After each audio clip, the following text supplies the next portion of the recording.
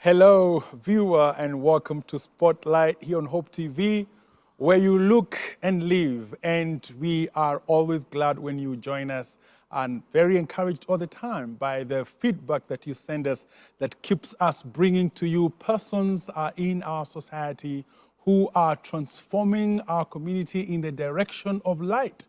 And especially now in this time of the elections, we are still in that season. It's not over yet. And it's very, very good for us to hear a voice from the ground, a voice from the ground. And that's none other than Reverend Simon Mbevi, who is many things. Of course, he is the director and founder, Transform Nations. He is also the founder of the great movement, Man Enough. He is also an author of quite a number of books. He is, of course, pastor. He is a father, but also a politician. And not just a politician, but a politician who's just coming up, from the current dust. Again, send us your views on 22232 as he shares with us the good, the bad, the ugly, coming from the ground. Welcome. Do I call you Reverend Simon? Do I call you Muhesh? Just Simon is enough. So welcome. That Muhesh can get into people's head. Huh? Yeah, so... Welcome. I'm really glad to be here. And it's good to see you in one piece. Yeah, last time we met was on the other side. I remember now that. We're here on this side of elections. And we agreed that we would meet. Yeah. And meet again and just see what's going on. That's right. Really good to be here. Thank God there's been peace in spite of all that has happened. Okay. And we can have conversations like this. Okay. Yeah. Great. And one of the things, as you say, peace is such an important thing. Yeah. It's something that we as Kenyans can't take for granted. The fact that we've been through an election, at the same time, we are on a petition, and things are holding together. It's kind of an interesting place for us as a country. Actually, that's to me is a sign of political culture, a growth of political culture. That we're at a better place than last time.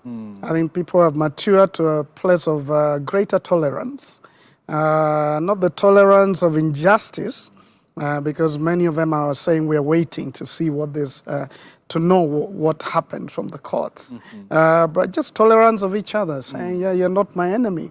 If something happens here, let's adjudicate, let's work on it and get... So it's actually impressive. I think I was very impressed. In spite of a few, riots here and there, or fracas at bombers, it's been mainly peaceful, and peace is good. Then you can deal with injustice when peace is there, either perceived or real. Okay. Yeah. And you see, the different thing is that with all the turbulence and with all the competition, the country has held together.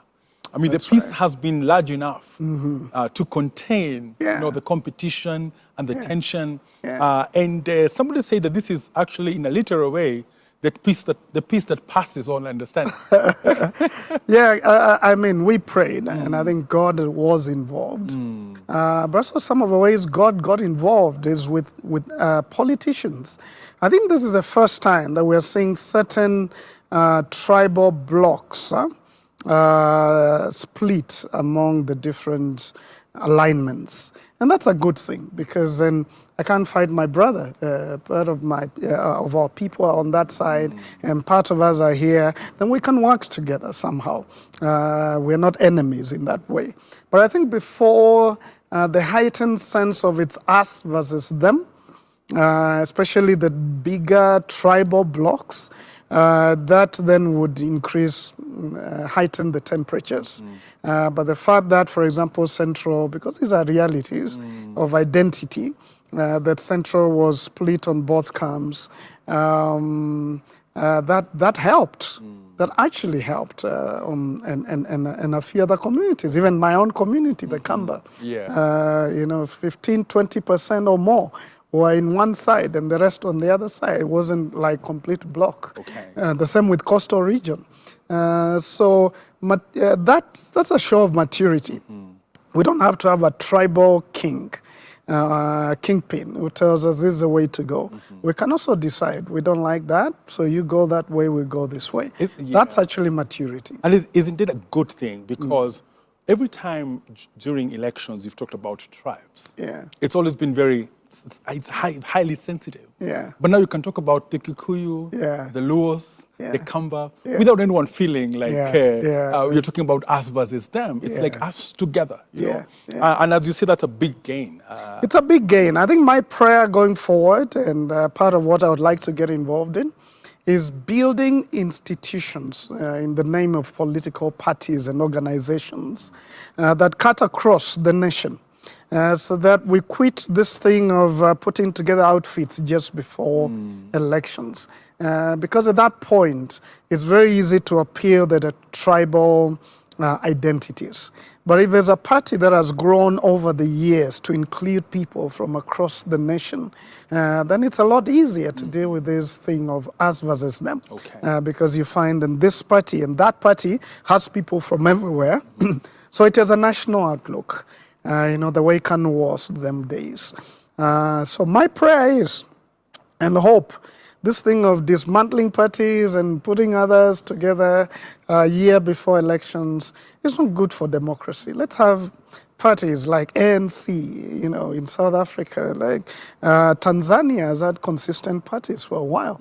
I hope and pray that we can get there. Yeah, and it's already illustrated. Yeah. By what's going on, that we can actually transcend these, what was called sometimes the ethnic curse. Yeah. And we have transcended it. It's now keeping it, right? Yeah. And one of the interesting observations, Pastor, is that people are not just keeping the peace, but they seem to like keeping the peace. They seem to value the fact that peace is important, which is very different from just keeping it. That's true. That's true. Even the conversations that you got to hear on TV or see on TV after all of this happened, what people from Luo Nyanza were saying, well, we're going to wait and see. If we are defeated fairly, we'll move on. Now, that's good. Yeah. Even people in Kibera, people in different places, that we can talk like that. Okay. Even at the assumption that there could have been something that didn't work well. So I love it what you're saying. I think we are getting to a place of maturity. The efforts before elections were also commendable from different people, and also the way politicians carried themselves. I think they didn't, beat up the drums of war. As much as has happened before. So yeah, we are getting there. We're not fully there. We can't say this curse is completely gone, but we are at a good place. Okay. Yeah. Talking about a good place. Now, let's hear about you. Yeah. And whether it is a good place or not so good a place. Now, you started out the journey with vying for governor of Makueni, right? And you can tell us about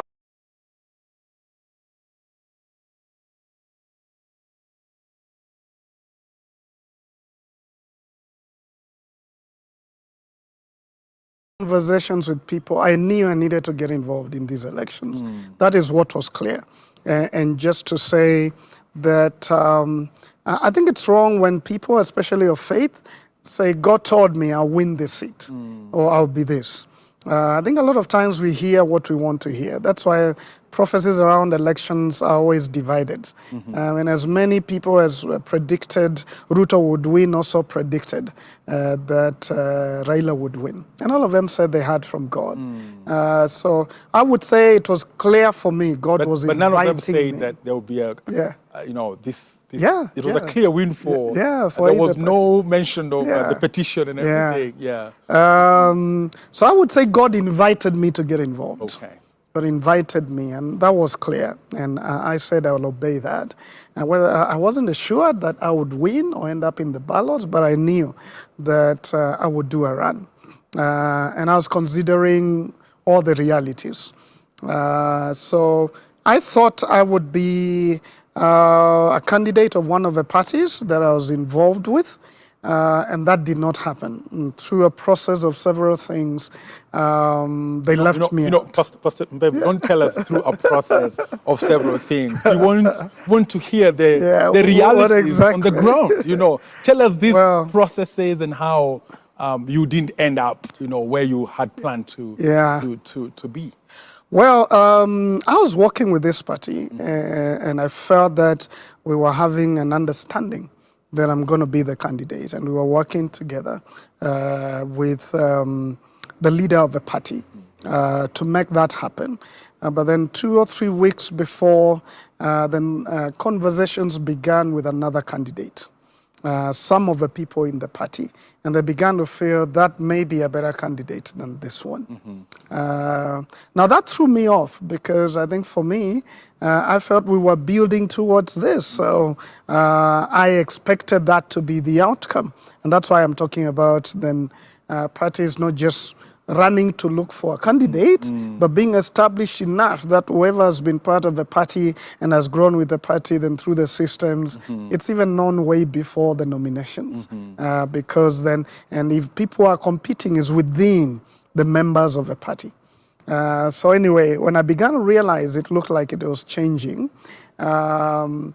because this other candidate had been working with some of the leaders of that party, saying, where I'm at, because he was in another party. And it's began to be obvious that he wouldn't make it for the nominations there. So now he was looking to come here. And they began now to argue, maybe this candidate stands a better chance. And that's how I was pushed out, so to speak. Yeah, let's stay with that, because that's big. You say God invited you to this political space, and now the people are choosing somebody else. Now, how did you process the feeling of being looked at as lesser? Well, I mean, to be fair, that other person, because of their money and everything, looks like they're ahead in terms of what they could command in the votes. So I think the party was thinking, let's go with someone. I want to be fair with them, towards them. Of course, I didn't see it that way at that point. In fact, at some point, I felt betrayal because of the relationships I had with some of the people in the party. Like, how could you do this for me? This guy just came. But then I think practically for them, they saw we're trying to see whether we can win. I think because this kind of thing has happened before, maybe at a larger scale, I really didn't take it as badly. So when I began to see the signs, I began to get ready for what else I would do. I said, if this doesn't work, then I'll end up being independent. Because what else can I do? At that point, I didn't want to switch and begin to go to another party. To me, joining a party wasn't just about a vehicle for power. It was about what the party believes in and what I'm able to stand for, and identify with that party and say, I could vouch for this party because of who I am in terms of values. So when that didn't happen, of course, it was hurtful. It was hurtful. My wife, of course, also saw that happen, and she was disappointed. So I was disappointed. But then, as a politician, you realize, in a sense, these are political games that are being played. They shouldn't be played to certain degrees that hurt people. But because there's a lack of that consistent party that you can grow up with for years and know that you can compete within that party and get a seat, and nobody else is going to come from nowhere and become the candidate. So I took it well. Eventually. Eventually. But even when it looks like it was going that way, I prayed about it. I said, well, that's okay. They have their right to make a choice. It's not my party. It's, the leaders have a right. And it's okay. I'll move on to another one. Again, disappointed, but I moved on. Did you now move to the independent mode? Yeah, at that point now, I talked with my team. I said, this is what we are expecting. It's not happening. what is our options? And then we said, well, the other option is independent. Then we looked at independent and what that would mean, especially financially, mobilization. Now with that candidate being on the party I was to be in, and another candidate and several others. And we began to see this is going to be, 1.5 times harder than it would have been if I was a candidate of that party. So we began to pray about it and think, should we go ahead? What should we do? And of course, a lot of your people are saying, no, we believe in your candidature. Go ahead. But of course, as a leader, you've got to be sober enough to realize, well, some things here are not working as well. One of the big things was the money that at that point I needed to mobilize a lot more. Can you tell us like the figure that, just on average, at that point, a normal campaign, not the exaggerated one, but just a standard campaign, what would you have needed? This is about two months to the election. I needed at least 42 million to do something sensible for a governor campaign, gubernatorial campaign, at least 42 million. And these are practical things. I mean, just paying the agents alone is about 12 to 15 million on one day. The rest is the trucks you need, the vehicles, the people you work with, buying them food, giving them some allowance, all of that, That's a decent. There are people who use 200 million for such a campaign, even senatorial.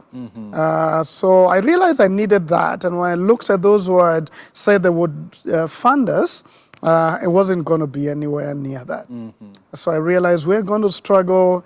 I need to be practical. And after prayer, we said, well, let's see what other option we have without running. And it's in the process, and I had a conversation with one of the other candidates, who is a Christian as well. And we said, wow, why don't I support you? He said, you can support me. I said, I'll be happy to do that, because we talked I didn't just go and say I'll support you. We talked for about 4 meetings, talking about what do you believe in? What do I believe in? What are your values? What do you want to do when you get there? What are your dreams? We talked about all of that. At some point we said, but it looks like we agree in these things, so we can work together. And we said, okay, let's work together, and I'm going to support you and campaign for you wholeheartedly. It was the first time ever to be at the front to campaign for a candidate, from one place to another, over and over again. It's because I believed in him, and I still believe in him. All right, and we'll talk about now when you're on the front line campaigning for somebody else, and it's a day-to-day thing. We want to hear what you captured from the ground. But before we get there, let's talk about the money. You talk about feeling incapacitated when it comes to the 42 million or so, a minimum that you needed. But we've seen stories, Pastor Mbevi, of people who campaigned on a donkey, for instance, and people who had maybe one shot on, those kind of interesting stories that are really, quite engaging. And these people are now speaking from a point of victory. I mean, how did you feel that that favor passed you? I mean, what did you feel about that? Well, no, I mean, I've been there before when I first ran for MP. I really didn't have much money, and God gave us a lot of favor, and we got support, but we struggled, and we still made it to win the nominations, which was very heavily contested. So I've experienced that, but then it was stressful as well. And that could happen in a smaller area. A lot of those stories would be MP or MCA because it's a smaller region. But when it comes to a county and how much you need just to go around, unless you've been known quite a bit and built your name over the time so that people know who you are. So even if you never went there, they know about you. Then that could work. But it's a lot harder. The bigger the constituency, the harder it is. Now, Pastor, before you go, let me bring out your pastoral side. Because on a Sunday, I'm sure you'll be thumping and saying, you can be a nobody you know. But God will lift you to somebody, you know. You could be, a David. Yeah. But within no time, God will make you slay the Goliath. I mean, but you're now giving some measured statements, saying, not quite, you know. Yeah. No, I think what I'm saying, the miracles happen. So we're not disputing that. We have seen. But are you saying that they are scattered and far apart? We have seen miracles in politics. But there's a process that you go through. There's a process that you go through. There are some realities that you need to be part of. And sometimes God does a miracle by providing what you need. Sometimes he does a miracle by not providing, but just magnifying your name. But you see, we pray. God does the, what is the word? God decides in which way to guide you. Yeah. At that point, I prayed. I said, God, I know you could do a miracle and get someone to give me the vehicles I need, the truck and all of that. But because you have not done and time is here, then I believe you have something else for me. So there's that practical part. Because sometimes this is what Christians will say. Then if God invited you into it and you didn't make it to the very end, are you presuming on God? No, God trains us through. David was pronounced king, but it took how many years before he eventually became king? There was a process that he went through. He thought immediately he would be the leader, but then he was being chased away by Saul. Many things were happening. God is seeing all of this, and yet he's the one who said, you will be king. Okay. So I think God walks with that in a process. And at that point, I felt peace. Because I could have said, if God had spoken to me and said, let's keep going, I would have said, let's keep going. Whatever I get, God is leading me on. But at that point, after prayer, and this person came, in fact, someone who was praying for me sent me a text, and he said, sometimes you need to retreat to be able to move forward. And to me, I felt like, well, maybe that's the way to go. All right. So I think these things you interpret in very specific circumstances. Okay. There is no general rule. The general rule is God gets involved. But it doesn't mean every time then you win. God might invite you into a business and it collapses after COVID. It doesn't mean God did not invite you to it, but he has another plan. And Pastor, I want us to stay there a little bit because, it sounds like there are no specific lanes when it comes to God's involvement in politics. There are no formulas and there are no predictions and there are no, it seems like it's kind of an area which maybe it's too humanistic, and because sometimes, the last time you sat there, I did ask you, what are your chances of winning, And you told me you had real chances of winning. If I remember. Real chances. Now, but everyone, even when the, opinion polls are saying that you have 0.01. Yeah. That's a political number now.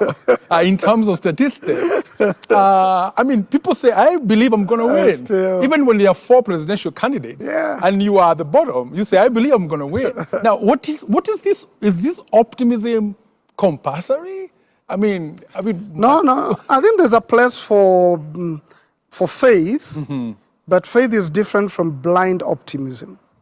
I think at that point, because of being part of a party and the governors then supporting me, then I could do calculations. There's a real chance here. But, there are people I've seen and they had faith and told them, practically, from my side, you don't have a chance. And that's okay. You can go through the process. Doesn't mean you don't go through the process. But there are times you can see there's no chance here. Even if I'm moving on, I'll probably be number 3 or 4, which is okay. I'm happy with that. Part of it is blind optimism. Believing too much in yourself. And part of it, part of the reason is everybody tells you, we are with you. We were going for campaigns and we would have like 2 candidates running for the same position and everyone would take the mic and say, will you vote for me? Yeah, everybody says. And then the other candidate peaks and says, yeah. So who would they vote for? These are 3 people. So I think you can lie to yourself at some point. Everybody is saying. Okay. But if you're mature politically, you can look at things and say, here I stand a chance or maybe I'm going to be around number 2 or 3, but anything could happen before elections. And I come to the front. Now, from a faith perspective, why even these prophecies are difficult sometimes is because it doesn't only depend on God for elections to go right. That's a big statement. Yeah. It doesn't only depend on God. It's a choice of the people. And God has given people choice. So they choose. I mean, they chose Saul. And God said, I don't like it, but you have chosen. It's okay if he does well, I'll walk with him. If he doesn't, I'll deal with him. You have chosen. So this is the tricky part of democracy. Okay. God could have anointed me to be a leader, but if the people reject, and they have a right because they have a choice before God, if the people reject, then they'll have rejected God's choice, like they did in the Bible. Wow, that's profound. You know, that sometimes God works with the choice of the people. Yeah. He puts before you, say, he puts before the people, allows 4 candidates. Yeah. And their public, I mean, their character, their conduct is in the public domain. And then he says, there's before you life and death. Yeah. And he says, choose life. But should you choose something else, then you suffer the consequences. I think that's right. really, really profound when you talk about that's the difference between the sacredness of choice. Yeah. That's the difference between a theocracy and a democracy. Theocracy, God says, this is my way. And even now in theocracy in the Bible, the people also rejected at some point. So that's your way, God, but we don't like it. We want our way. And he still allowed it, but with consequences. So I think in democracy, God has a will and a direction or a preference, but then the people choose. Okay. The people make a choice. I know that if the Christians don't vote, for example, the good people don't vote, then God will not go and tick the ballot papers. You're right. Whoever is voted for. Very important. It's a very complicated area when you think about it, and you're bringing that understanding really clearly. Before you go for the break, because I know people are really wanting to hear about when you go to the front line, what did you see? Did you see rigging, for instance? But before we get there, you can tell us just briefly, because we're going to take a break and then we come back, about did you feel let down by the church? 42 million shillings is what you needed, you know, and here you are, a pastor. Not just a pastor, but a pastor in the city, you know, a pastor of a contemporary community that should understand, you know, these things. And did you expect them to come through and they did not? And did you feel let down? Well, yes and no. I think because I've been there before and seen other candidates struggle who are good Christians, then my expectations were not that high. There are few people that I expected would put their weight behind me. So to some degree, and not just me. I mean, there are other very good candidates who didn't go far that I know, were Christian and would make great leaders, but they didn't get support and they didn't go far. And to me, that's not good for the church. Because when you look at the others, they would make fundraisings and they'll get a lot of money. And some of these people, they are corrupt, but people are also giving to them. Because they think it's our, this is our candidate. We need to come behind someone. I was discouraged when I went to some of the churches there, like one of the church I went to, and then they say, oh, Mweshimiwa amekuja and he has a lot of money, so now you give us a fat offering. And then they start telling me we need this and that and that. And I'm thinking, guys, you should be supporting me. You should be saying, how can we help you win this for the kingdom so that you make a difference? So in those areas, then it's discouraging that as a church, we still see politicians as, as people to give, but not as leaders that we should choose and support to go and do what they need to do in parliament or in county government or elsewhere. So that needs to be a conversation in the next 5 years. When you talk about that, I feel that that we talk about wanting good leaders. But we must realize that as Christians, as a church, if we are authentic about desiring this goodness, we must fund it. That's the reality. Put your money where your prayers are. Viewer, listen to that. Put your money where your prayers are. Now we're talking to Simon Mbevi, and he's coming to us from the front line of politics. And stay with us. 22232 is our text message line. Do tell us your views. Also, our social media platforms, do engage us. And when we come back, we'll be talking about his experience from the front line, where he supported this candidate. What did he see? What didn't he see? And I'll be asking him, did you see any rigging? This is Spotlight. We'll be right back.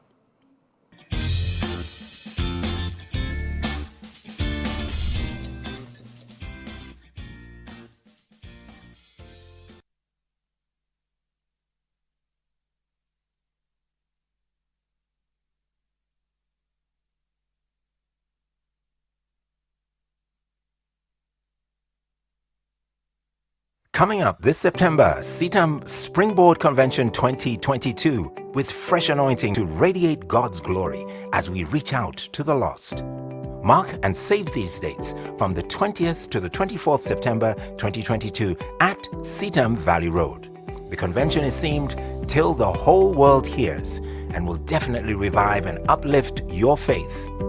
The Bible tells us in Matthew chapter 24 verse 14, and this gospel of the kingdom will be preached to the whole world as a testimony to all nations, and then the end will come. Get ready for the Springboard Convention 2022. You don't want to miss it.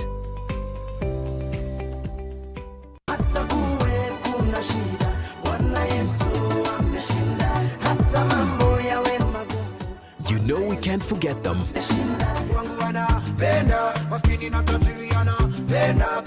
And neither can you.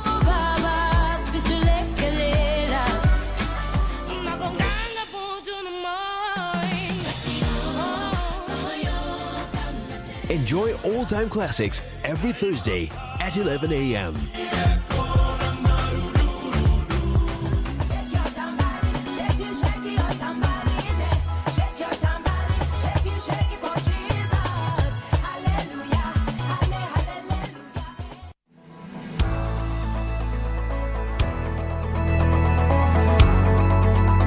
Thousands of people throng cities every single day looking for opportunities to make their lives better. They are employees, business owners, or just opportunity seekers desiring to have a breakthrough in their lives. Join me, DM Tanki, as we take this journey from the perspective of different successful entrepreneurs and corporate employees on Occupy Today every Sunday from 8 p.m. exclusively on Hope TV. Look and live.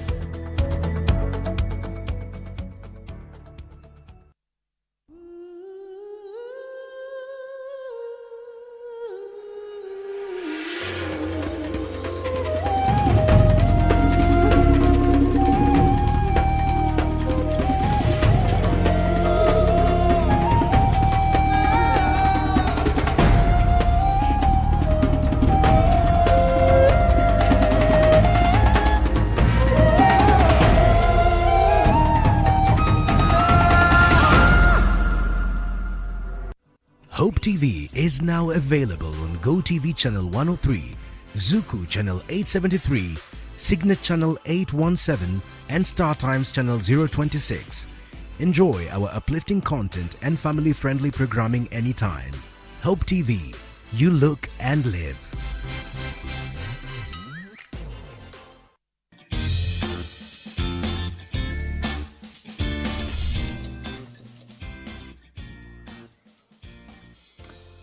Viewer, welcome back. We are talking to Pastor Simon Mbevi, who is just back from the front line of the campaigns and has a lot to say, lots of insights. And keep engaging us on 22232.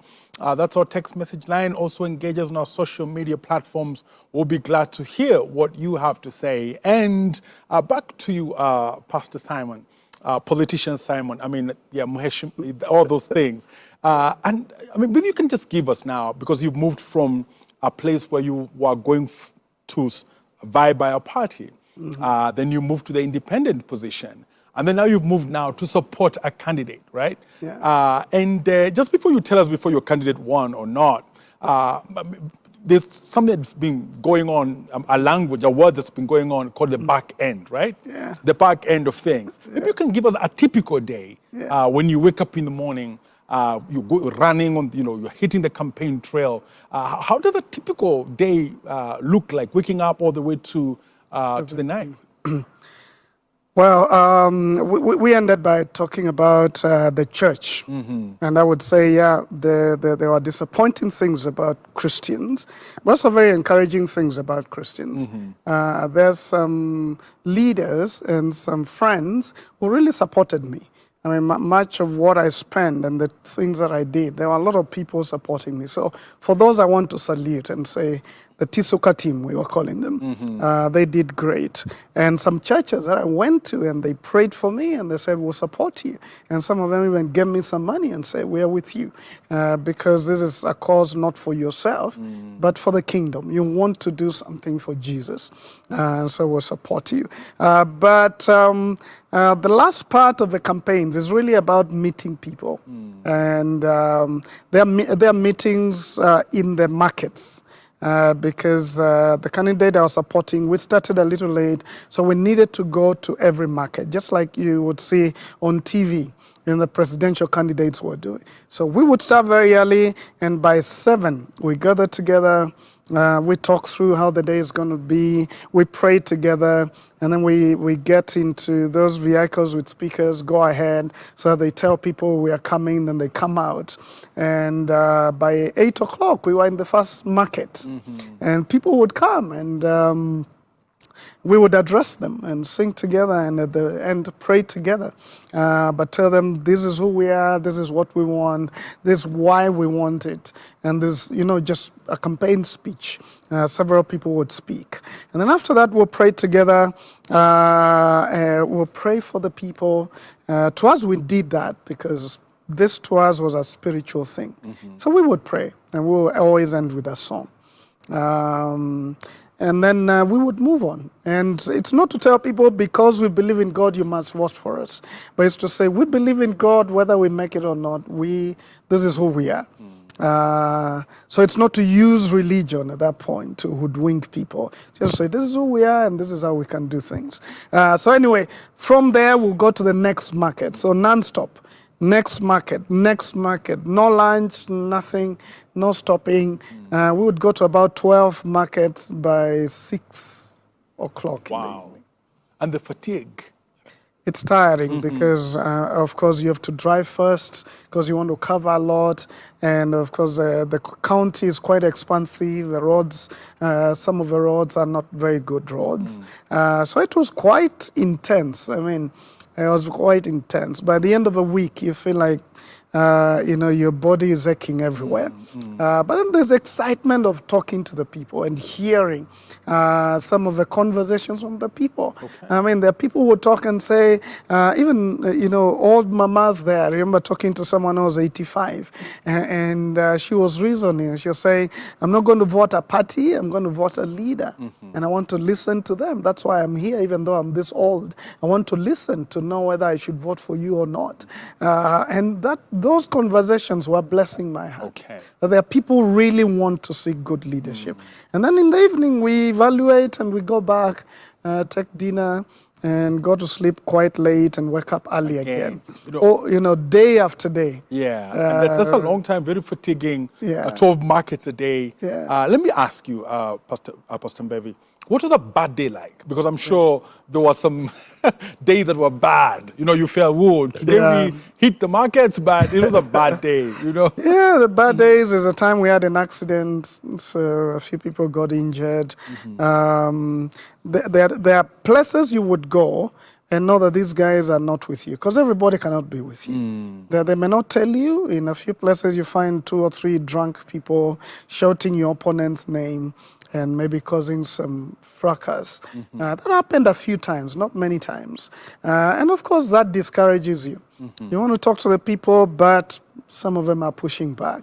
The other thing that was very discouraging is when you go to a place, you talk to people, and they're very happy. They're saying, you're the leader.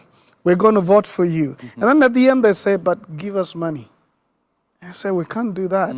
Because to me and to us in the team, that's voter bribery. Even that's what the code says. But then our opponents were giving money, and we were not giving. And I remember one lady just saying, if you're not giving us money, then we'll not vote for you. They were like, and yet they have blank. listened to you. I mean, not everyone, but a few people would come and say, well, you can't leave us without money. And would say, but we have told you what we're going to do. We've even, helped do certain things. My candidate had given some money to some food to the schools because they needed, just to help them because of where things are. But they would still say we need even if it's 30 bob. And you're thinking, what will 30 bob do to you? So just that, the culture of handouts, that was discouraging. Yeah, and unfortunately it's been enhanced. I thought it had gone down, but also with the realities of hunger and all of that, people feel like you must give us something. It's quite a culture, right? Yeah. And I think that as we go on, one of the things that we must begin also to exercise is that culture of handouts as compared to hearing what the candidates have to present, which is why I also ask you about your competitors. Yeah. You know, you've talked about handouts and lots of money changing hands. Yeah. What are some of them nasty things that were done to you by your competitors? Yeah.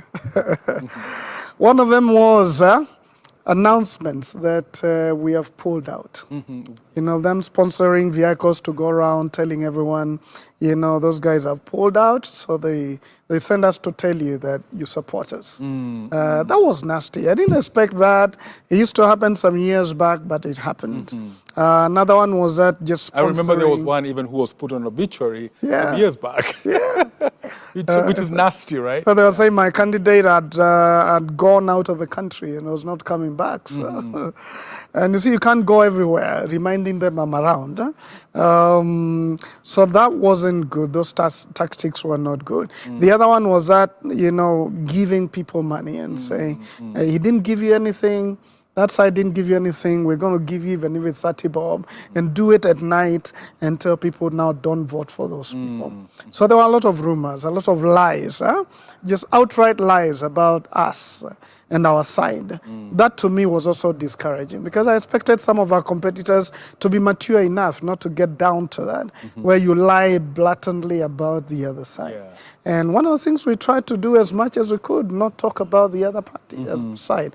Of course, we'd have one or two people in our side, so we must say something. But as a candidate, he never attacks the other side. What we've seen from the top is nasty for nasty. Are there some things that you did from your side that you regret? Like, that was really not. It was not maybe the kind of image would want to portray. Yeah, I mean, there are a few times somebody, not me, not the candidate, but one of the people who would be called to speak, then would really say something not good about one of the other candidates. And we'll tell them later, that's not good. That's not our spirit. But you feel bad that they're saying certain things about the other, demeaning them in one way or another. So for those ones, of course, you take responsibility because it's your team. But the people that knew our spirit and our ethos, none of them did that. Okay. We said we're not going to do that. We'd rather lose, but maintain our integrity in that way than lie about other people or call them names. Okay. It's really beneath us. So again, we went to a few places where we were told. One place, some young men came and told us, and they had their leader who had the proof that the previous night they were given money to come and spoil our rally. But thankfully, they came and converted. But then you think about those things and say, this is primitive, for lack of another word. You don't have to do that. Just sell yourself, let the other candidates sell themselves, and let the people choose. Yeah. Okay.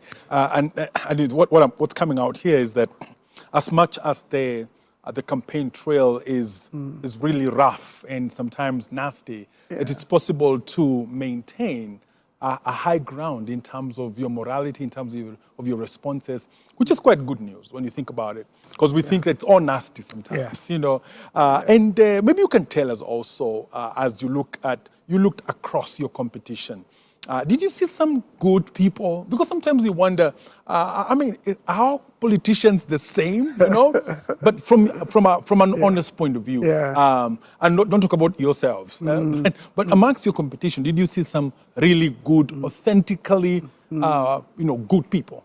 No, there were some good people. I mean, one of the candidates we were running against was pretty mature in their conversations. They were mature, never attacking us or saying some nasty things, just doing their things. Some operatives of theirs, once in a while, they would say some things. But the candidate, we were friends. We would meet and talk. And all of that. So, and in other positions in Makueni, we still saw good candidates. So I would say not everybody is nasty. A few people were. Okay. A few of the candidates. Unfortunately, most of the nasty ones seem to use their nastiness to win across the country, really. Those who play dirty, those who give money, those who bribe, those who do all manner of things, they tend to eventually get their way. And I think that's where David prayed and said, why do the wicked prosper in that way? But I think it's not all lost. What I say, by doing the process right, you have won. Okay. You have won. Some people call me even now and say, you guys did campaigns well. We loved what you did. You don't have the seat, but congratulations. Okay. You made me believe that politics could be done well. Which is That's a win. Which is a very important place to now ask you. Yeah. Did you find the process fair? Now, your candidate did not win, right? Yeah. But did you find the process fair in terms of the outcome? Okay. I'll be lying if I said it was fair. It wasn't. It wasn't because of what I witnessed and what our team witnessed. For example, number one, there were irregularities and illegalities. The illegalities, for example, was the bribing of voters. There were two levels of bribery that happened really in many places around this country. And we're not talking as much about those things, but they happened. We were on the ground, we saw it. Number one was buying ID cards so that people don't vote. That happened massively across this country. A lot of politicians, they'll come to the places where it's not their stronghold, and they'll give people 500, 300, 1,000 in some rare cases, and say, give me your ID card so that you don't vote. And then you have this money. And because people are desperate, they will do that. We caught some of our opponents. In fact, one of my friends who was driving me around chased them from one place. But they were buying, and then they went to another place. We went for them, and then another place. And they were buying IDs and just keeping them. And with impunity almost. And because of that, a lot of people didn't vote. This low voter turnout was also induced by that. It's not about apathy only. Some people just couldn't go and vote because they didn't have IDs, because they sold them for some unga so that they wouldn't vote. That's discouraging, and that's illegal, both irregular and illegal. Number two was the promise that go and vote, take a picture, and I saw that all over the social media, to show that you voted for me, and then come, I give you money. That's illegal and irregular. You're not supposed to take a picture. This is a secret ballot. But I saw on the social media people saying, you see, I voted for this one, and I got my money. That, again, is a way of rigging. The last part is where some of the IEBC officials were compromised. I can say this because there's some that I got to know. And it's not only in Makueni, it's across the country. And they are human beings. If a country is corrupt and you choose officials from the country, some will be corrupt. That's for sure. So I'm not saying the IBC as an institution was corrupt, but I'm saying there were individuals who were compromised, and because of that, they did certain things. I mean, it was in the news. It's not a secret thing. In Makueni, several IBC officials were caught with ballot papers and the forms, the signed forms, original and a fake one. And they were put in the cell. I don't know what happened to them. I've been trying to follow. But such things happened. I witnessed some of them happen. Even ballot papers being stuffed. And again, two of my friends caught several people who had that, officials. So I would say the process wasn't fair. I can't say that I believe we did not win. I can't say that. I believe that with what happened, we lost. Okay. But a lot of irregularities and illegalities happen. And it's not just in my area. It happened across the place, really across. I've had stories from all over. I don't want to mention because there are cases in court. And it's definitely going to come out. If an audit was done of all the places, I mean, I have forms on my phone that why, if you look at it, the maths don't agree. 1,100 people are assigned to the people who voted, who are, running, vying, but the total of the votes is 500. So, where did 1,100 come from? And 500. And it's not one or two. Okay. At some point, we got up to 50 forms like that. That's very surprising because there was a narrative going around that this was the cleanest, most transparent of all the elections that Kenya has had. But you seem to dispute that. Now, I'm saying it was well managed from the top. I would say things were managed well in terms of distribution of things. But on the ground, I could tell you the truth, and this is not just from Ukambani, it's from different places. I've had so many stories. Some of them, I've actually recorded them, of those irregularities and illegalities that happen. And I guess that's why people are going to court. But by and large, I think at some point, some people feel, well, does it really matter? Let me just let it go. So would you say then that a lot of people who are going to gain the top positions really did not deserve them? I would say that without fear of contradiction. There are a lot of people who bribed their way in or rigged their way in one. And what does that mean for the country, Pastor Mbevi? It means we really have to mature because a lot of these IBC officials, they are easily corrupted. I was being told by one of them, your side hasn't given money, such kind of things. So we can fix the system, but if the software of the people running the system is not good, then it doesn't matter really. Okay. Because the commissioners could run a good thing and make sure their system is good. Well, the commissioners have their own. They have their own wrangles as we speak. Well, that is in court. But then, if someone is in Makueni or in Rongo or somewhere else in Muranga, and they are corrupt, they're going to look for ways to corrupt there. And it's hard for everybody to be checking that across the nation. Okay. So I'm saying our value system has to change. That's a big thing, our value system. If you have to give a cop 50 bob because of a traffic offense, what is hard with getting 30,000 to corrupt an election in a polling station? It's going to happen. All right.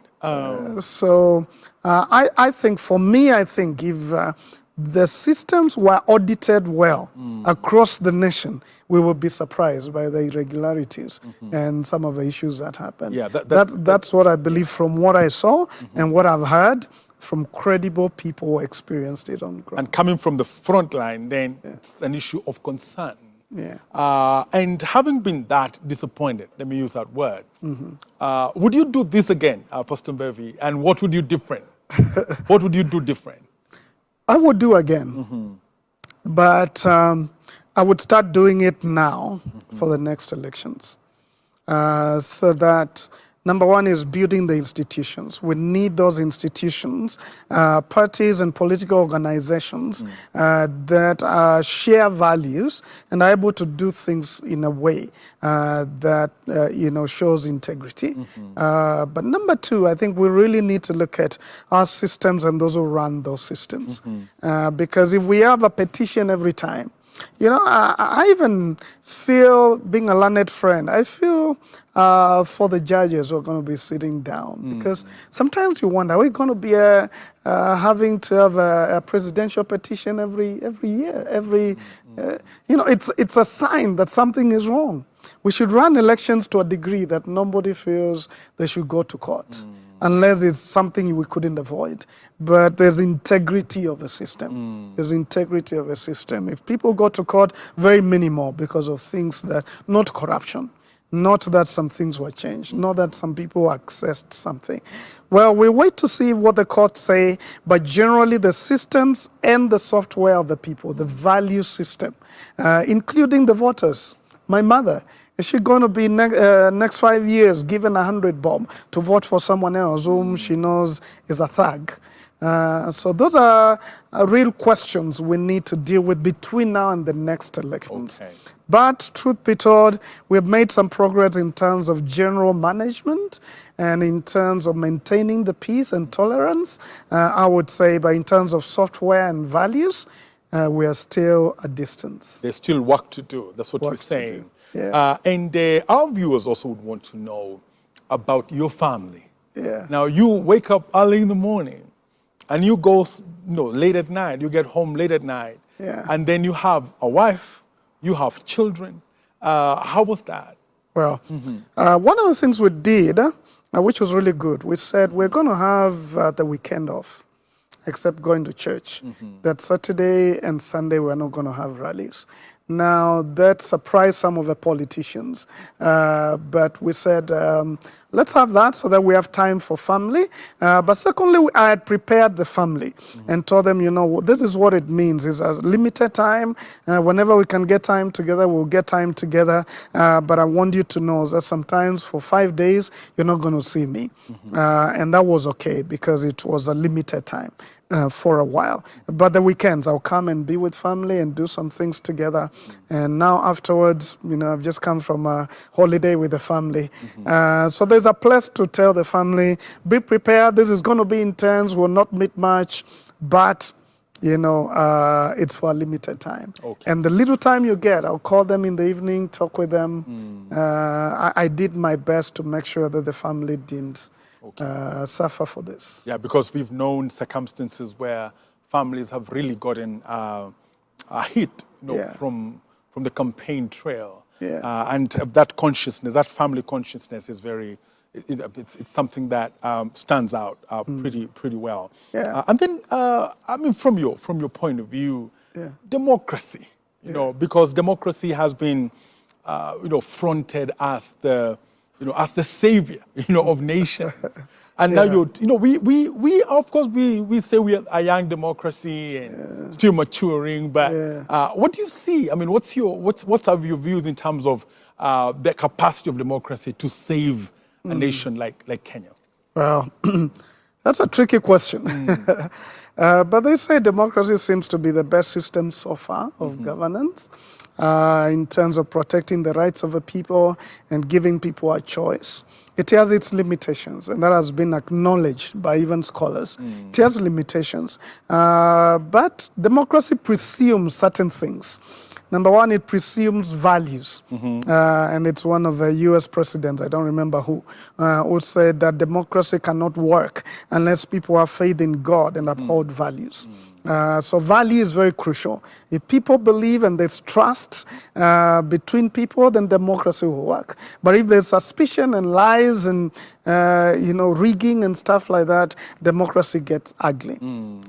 Secondly, democracy presumes the systems are trustworthy, have integrity. Again, we are still a distance from that. We are yet to get there, and we should get there.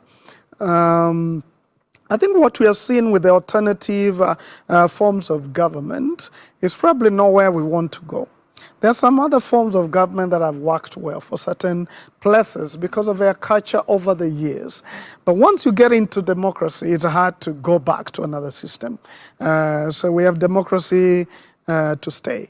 But if the US and some of the countries that have been in it for hundreds of years still struggle with democracy, then we would say, let's look at the flaws and see what we can fix and deal with what we can deal with in terms of marrying democracy with our culture. But I still think it's one of the best systems. Okay. Not the only good system, but one of the best. And you've mentioned a very critical matter to you about the software of the people. Yeah. And now we have another maybe 5 years to fix again or to keep fixing the software, the value system. I want to ask you, Pastor Mbevi, whose responsibility is it to fix this software? Okay. Well, very good question, because it's a responsibility of all of us. I believe the politicians have their responsibility. I believe the parents have their responsibility because we build values right from home. But truthfully, the church bears the greatest responsibility because we are the preachers of truth. And of values. That's why people come to church, to tell them what is right and what is not right, and how to live right and how to not lie. We are stewards, as it were, of the gospel of truth. And therefore we shape values in the way people think and carry themselves. So I think I would appeal to the church to first be examples and then to preach and teach these values. And we need to do it across the nation. Talk about money, talk about corruption, talk about selling our rights and not voting.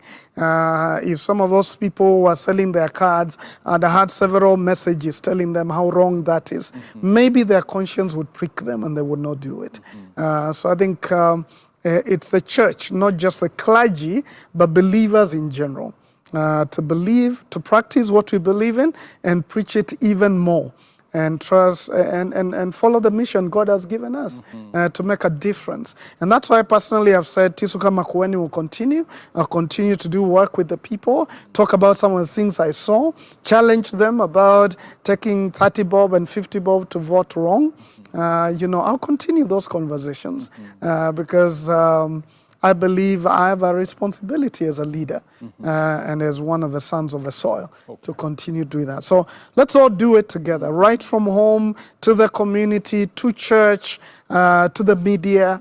Let's have discussions about how this wrong software eventually affects the destinies of everyone. And I remember when you sat there months ago, one of the very impressive things that came out was the dignity narrative. The narrative of the dignity of the people. I still remember that because it stood out very well. Now, when going forward, now that this space seemed to have closed, the curtains have fallen on this face of possibilities. Now, how do you see yourself, as Simon Mbevi, progressing this narrative of dignity? Exactly. I think to me, it's a message, not just a political message, but an ethos, something I live out. And I believe we should carry it and have a dignity revolution where we begin to see people as created in God's image, dealing with poverty. I want to continue meeting the groups in Makueni of widows and working with them to see how they can get to a better place. There's an idea we're talking with someone about, bricks, interlocking bricks. How we can help people without having now to use firewood to do those counts and be able to make the bricks, bake the bricks, and then go ahead. So we preserve the environment by having these interlocking bricks. And then in the process, we're giving dignity to the people by preserving the environment. So I believe it should be the conversation. With people created in God's image, we deserve dignity. And dignity comes as people come out of humiliating poverty, as we take care of environment, as we make sure we deal with issues that humiliate the people, healthcare matters and things like those. So I see myself as continuing with the crusade, so to speak, with the message. Wherever I am, dealing with the old people, I have many ideas of things we're going to be doing every day. And I hope it can be a national message. We're dignified people. We deserve dignity. Let's restore it to places where it's gone. And so your message transcends the political season. It's an all-time message about the dignity of the people. Politics of dignity, communities living with dignity, message of dignity, everywhere. Just dignity becomes, Pastor Simon Mbevi, it seems like we're going to have a phase 2 of this conversation, especially because you've talked about how one can start the whole moment now. Lots of things to do between now and the next elections. And thank you very much for your views. Thank you so much for your perspective. And I'm sure that if somebody else, your competitor, sat there, they would say something else about this same subject. But we take that as your views, and I'm sure viewers are able to just intake that, process it, and see the wisdom in it. And so thank you again for bringing us your views from the front line. And God bless you as you continue with the message of dignity, even beyond this political season. Thank you, and glad to be here. Viewer, this has been Spotlight. We've been talking to Pastor Simon Mbevi, who comes to us right from the front line. I mean, a lot of things to learn, definitely. And he tells us that he can do it again. And why he would do it again is because there is need for us to continue with this message of people living in dignity. And dignity is definitely a strong value that every leader must have. They live themselves in dignity and communicate also dignity to the people that they lead, and have an impact also of dignifying the people. We really appreciate you being part of Spotlight at this edition. And from us here, from the team here, we say thank you and God bless you.